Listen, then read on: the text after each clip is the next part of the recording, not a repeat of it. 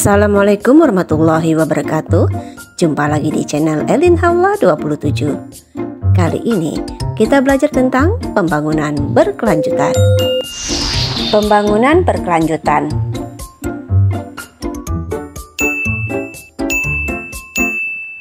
Konsep pembangunan berkelanjutan dikembangkan sebagai upaya untuk memenuhi kebutuhan saat ini tanpa mengorbankan kemampuan generasi mendatang untuk memenuhi kebutuhan mereka sendiri.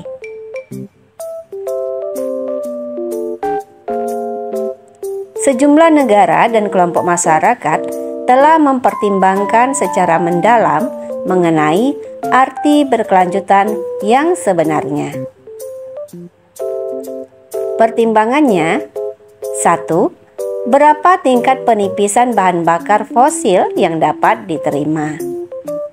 2. Apakah ada tingkat polusi atmosfer dan air yang dapat diterima? Metode yang memastikan berlangsungnya planet bumi dan sumber dayanya meliputi: 1.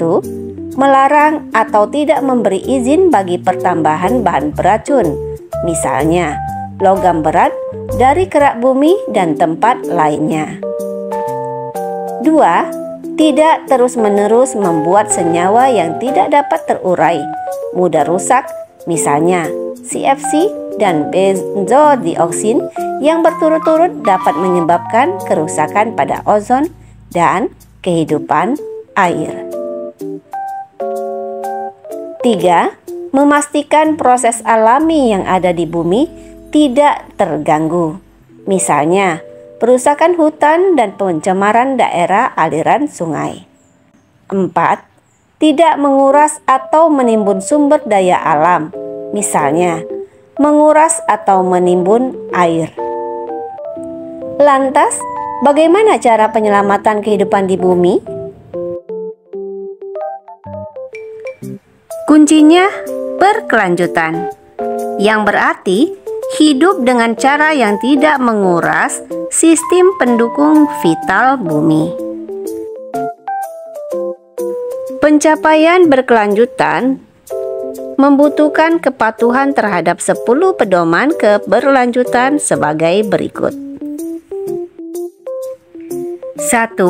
Kesejahteraan manusia harus diukur dari jenis kualitas hidup, bukan sekedar perolehan kepemilikan materi, yang menuntut bahwa ekonomi, pemerintahan, sistem, keyakinan, dan gaya hidup pribadi harus mempertimbangkan lingkungan dan keberlanjutan. 2. Beban pada sistem pendukung bumi dinyatakan sebagai jumlah orang dikali permintaan per orang. Oleh karena itu, sangat penting untuk mengatasi jumlah orang di bumi dan permintaan masing-masing pada sumber daya bumi.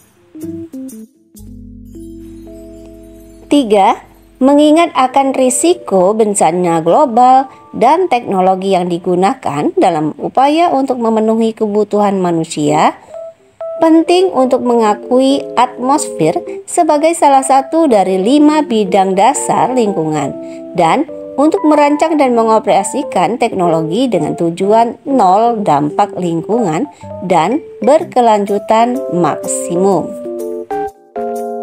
4. Mengingat bahwa energi merupakan kunci keberlanjutan, maka pengembangan pemanfaatan secara efisien terhadap sumber energi yang berlimpah dengan sedikit atau tidak ada dampak lingkungan sangat penting. 5. Iklim yang kondusif untuk kehidupan di bumi harus dipertahankan dan harus ditemukan cara yang dapat diterima untuk menghadapi perubahan iklim yang mau tidak mau pasti terjadi. 6. Kapasitas bumi untuk produktivitas biologis dan pangan harus dipertahankan dan ditingkatkan dengan mempertimbangkan kelima bidang lingkungan.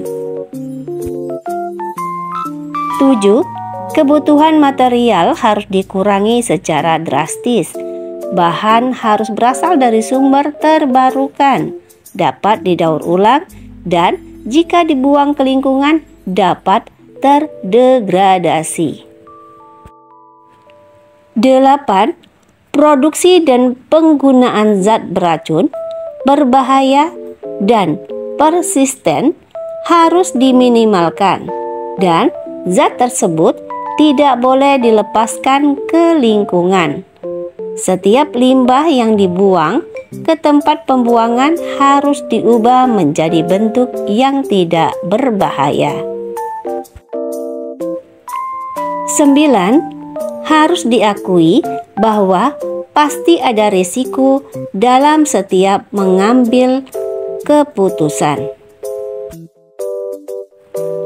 10. Pendidikan keberlanjutan sangat penting dan harus mencakup semua usia dan strata masyarakat. Disebarluaskan melalui semua media dan menjadi tanggung jawab bagi semua yang memiliki keahlian dalam keberlanjutan. Kimia hijau dan pembangunan berkelanjutan. Apakah hubungan antara kimia hijau dan pembangunan berkelanjutan? Untuk mengetahui jawabannya, nantikan video selanjutnya.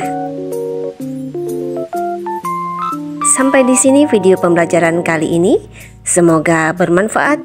Wassalamualaikum warahmatullahi wabarakatuh.